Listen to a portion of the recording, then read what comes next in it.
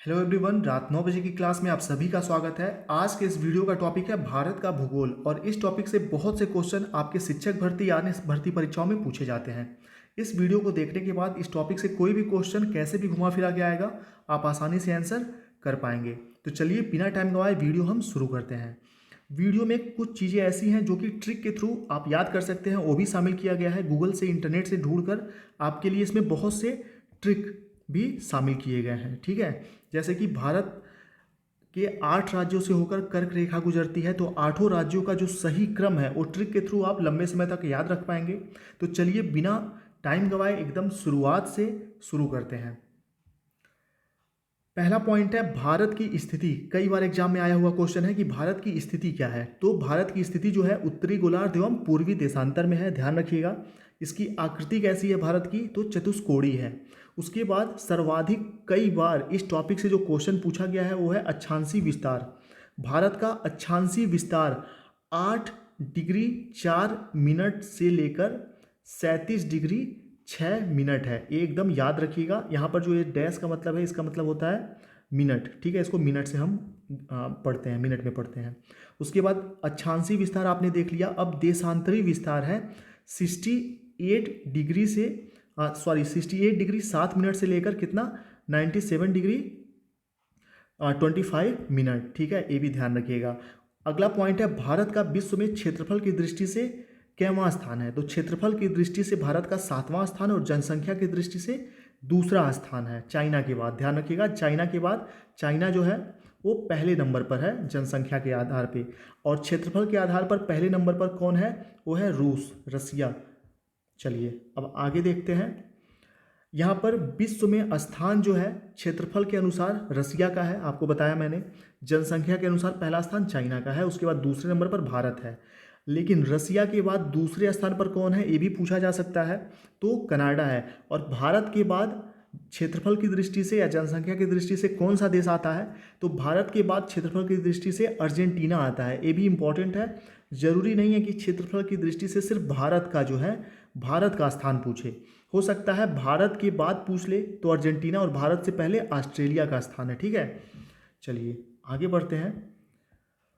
अगला जो important point है वो है कि कितने वर्ग किलोमीटर में भारत का क्षेत्रफल फैला हुआ है। तो यहाँ पर ध्यान दीजिएगा, नोट जरूर करिएगा। भारत का कुल क्षेत्रफल 32,87,263 वर्ग किलोमीटर है, जो कि विश्व के कुल क्षेत्रफल का 2.42% है।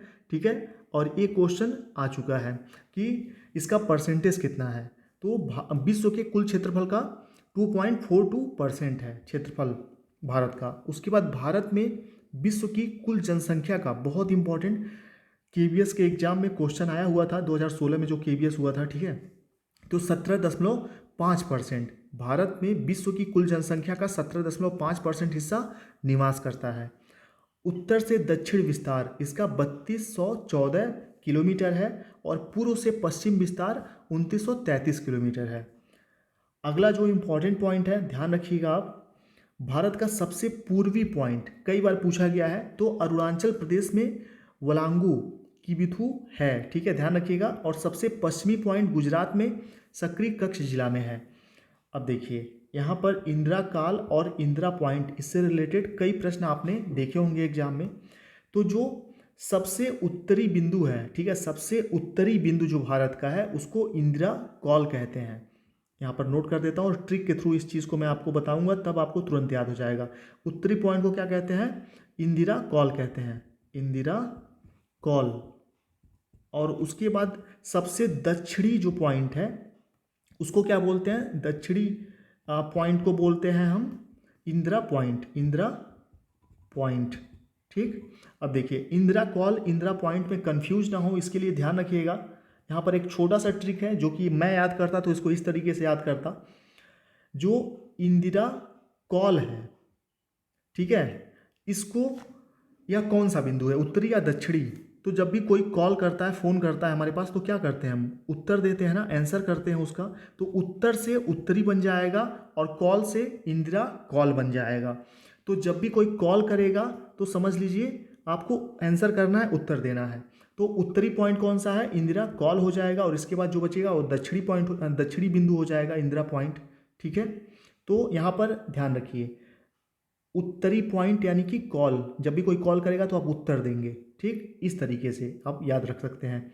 अगला पॉइंट है, सबसे दक्षिणतम बिंदु इंदिरा पॉइंट है। इंदिरा पॉइंट को पहले पिग्मेलियन पॉइंट और पार्सन्स पॉइंट के नाम से जाना जाता था, ठीक है। इंदिरा पॉइंट निकोबार द्वीप समूह में स्थित है, इंपॉर्टेंट है, अच्छा क्वेश्चन है, नोट कर लीजिए।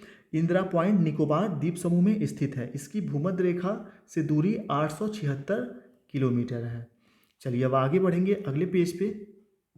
यहाँ पर देखिए, एग्जाम में आपको कंफ्यूज करने के लिए थोड़ी थोड़ी चीज़ें चेंज कर दी जाएंगी, उससे पूरा आंसर बदल जाएगा। जैसे कि आप यहाँ देखेंगे, यहाँ पर जब क्वेश्चन में प्रायद्वीपीय भारत का सबसे दक्षिणी भाग, ठीक है, पूछेगा आपसे, तो तमिलनाडु में केप कोमोरियन कन्याकुमारी में स्थित है। ध्यान रखिएगा, प्रायद्वीपीय भारत का सबसे दक्षिणी भाग तमिलनाडु के केप कोमेरियन में कन्याकुमारी में स्थित है। उसके बाद भारत की स्थल सीमा की लंबाई कितनी है, तो स्थल सीमा की लंबाई जो है 15,200 किलोमीटर है। भारत की स्थल सीमा जो है उसकी लंबाई 15,200 किलोमीटर है।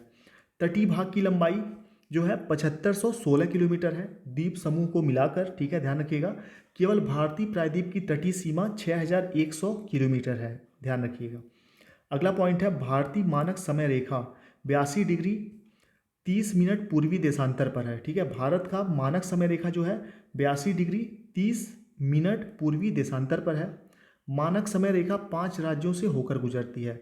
मानक जो रेखा समय है कितने राज्यों से होकर गुजरती है, जैसे कर्क रेखा 8 राज्यों से होकर गुजरती है, वैसे मानक समय रेखा जो है कितने राज्यों से, 5 राज्यों से होकर गुजरती है। उत्तर प्रदेश, ठीक है, छत्तीसगढ़, मध्य प्रदेश, आंध्र प्रदेश और उड़ीसा। इसको याद करने का भी ट्रिक है, आगे हम देखेंगे अभी। अगला देखिए, अगला जो इम्पोर्टेंट पॉइंट है वो है, भारतीय मानक समय और ग्रीनविच समय के बीच कितने घंटे का अंतर है। एग्जाम में हमेशा आता है, तो 5.5 घंटे का लगभग अंतर है, ठीक है। भारतीय समय ग्रीनविच समय से आगे चलता है, ध्यान रखिएगा, भारतीय समय ग्रीनविच समय से क्या है, आगे चलता है, और इसके बीच का जो अंतर है 5.5 घंटे का है, 5.5 घंटे आगे चलता है। सर्वाधिक राज्यों की सीमा को छूने वाला भारतीय राज्य उत्तर प्रदेश है। उत्तर प्रदेश कुल 9 राज्यों की सीमा से टच में है, ठीक है, लगा हुआ है। और यूपी की शिक्षक भर्ती की आप तैयारी कर रहे हैं तो ये क्वेश्चन काफ़ी इंपॉर्टेंट हो जाता है, याद रखिएगा। यहाँ पर सर्वाधिक राज्यों की सीमा छूने वाला भारतीय राज्य उत्तर प्रदेश है और 9 राज्यों की सीमा से टच करता है। उत्तराखंड, हरियाणा, दिल्ली एक केंद्र शासित प्रदेश भी है, हिमाचल प्रदेश, राजस्थान, मध्य प्रदेश, छत्तीसगढ़, झारखंड, बिहार। इसको याद करने का भी ट्रिक है, आगे हम देखेंगे, अभी आप नोट करते चलिए। अब देखिए, भारत के कुल 9 राज्य एवं 4 केंद्र शासित प्रदेश समुद्री तट से लगे हुए हैं। भारत के कुल 9 राज्य एवं 4 केंद्र शासित प्रदेश समुद्री तट से लगे हुए हैं। तो पहला गुजरात, महाराष्ट्र, गोवा, कर्नाटक, केरला, तमिलनाडु, आंध्र प्रदेश, उड़ीसा, पश्चिम बंगाल, ये सभी राज्य जो हैं समुद्री तट वाले राज्य हैं। और जो 4 केंद्र शासित प्रदेश हैं, लक्षद्वीप, अंडमान निकोबार, दमन द्वीप और पुदुचेरी, ठीक है, पांडिचेरी के नाम से भी इसको लिखा हुआ मिल सकता है आपको। तो ये चीज़ें आपको सॉरी एकदम याद रखना है। भारत के भूगोल टॉपिक से ये सभी क्वेश्चन सबसे ज़्यादा बार पूछे जा चुके हैं। और इस वीडियो में जो भी चीज़ें शामिल की गई हैं, आगे आप एमसीक्यू बहुविकल्पी के माध्यम से बहुत सारी चीज़ें पढ़ेंगे।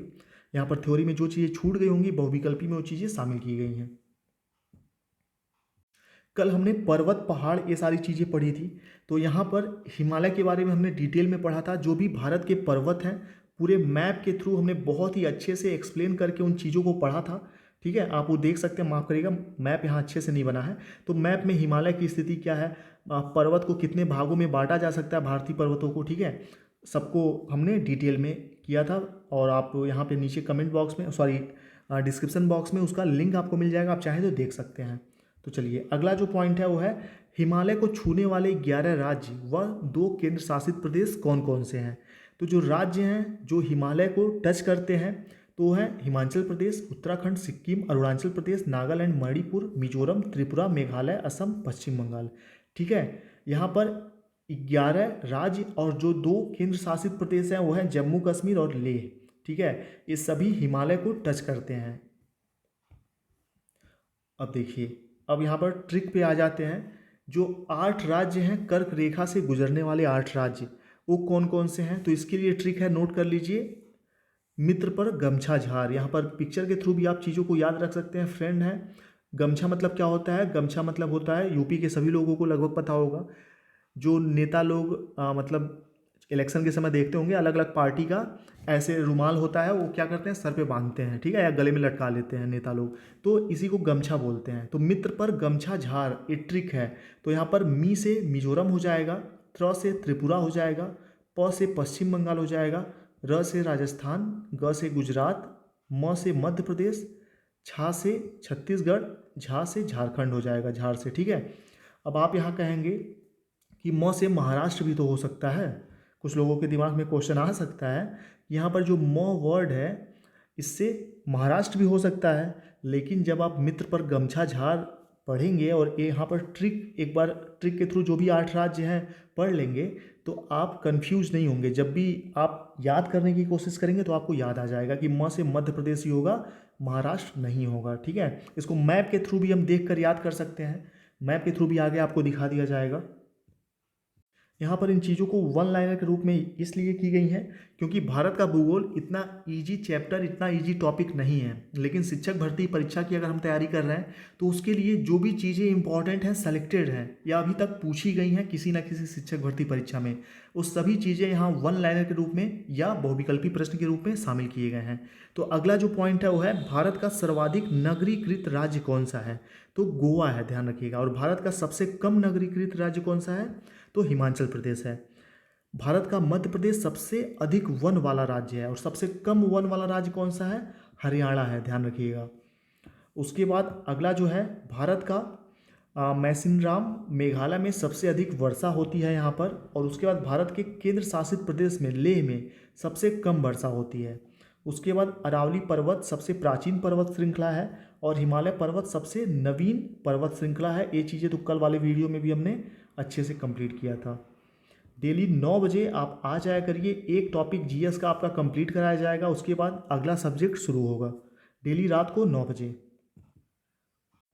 यहाँ से हम बहुविकल्पी प्रश्नों को पढ़ेंगे। इन बहुविकल्पी प्रश्नों में बहुत से प्रश्न कई शिक्षक भर्ती परीक्षाओं में या अन्य तरह की भर्ती परीक्षाओं में पूछे जा चुके हैं भारत के भूगोल टॉपिक से, और कुछ नए प्रश्नों को भी शामिल किया गया है जिनके आने की उम्मीद मैक्सिमम है। चलिए पहला क्वेश्चन देखते हैं। पहला प्रश्न हमारे सामने है, भारत में कितने राज्य समुद्र तट रेखा वाले हैं, तो यहाँ पर सही आंसर हो जाएगा 9। और आपको ये भी याद रखना है 4 इसमें 9 के अलावा 4 केंद्र शासित प्रदेश भी हैं समुद्री तट रेखा वाले, पुदुचेरी, लक्षद्वीप, दमनदीप और अंडमान निकोबार, ठीक है, ध्यान रखिएगा। पुदुचेरी, लक्षद्वीप, दमनदीप, अंडमान निकोबार, ये 4 केंद्र शासित राज्य भी हैं समुद्री तट रेखा वाले, और 9 हैं राज्य, ठीक है, जो कि ऊपर भी हमने थोड़ी देर पहले देखा था। अगला प्रश्न हमारे सामने है, भारत की मुख्य भूमि की दक्षिणी सीमा है, भारत की मुख्य भूमि की दक्षिणी सीमा क्या है। क्वेश्चन नंबर 2, सही आंसर हो जाएगा सी, 8 डिग्री 4 मिनट उत्तरी अक्षांश। अगला क्वेश्चन देखेंगे, भारतीय मानक समय आधारित है, भारतीय मानक जो समय है किस पर आधारित है, तो सही आंसर हो जाएगा क्वेश्चन नंबर 3 का सी, 82 डिग्री 30 मिनट पूर्वी देशांतर पर, ठीक है, 82 डिग्री 30 मिनट पूर्वी देशांतर। यहाँ पर ये जो 30 के बाद ऐसे डैश है, ये मिनट इसको पढ़ते हैं, ध्यान रखिए।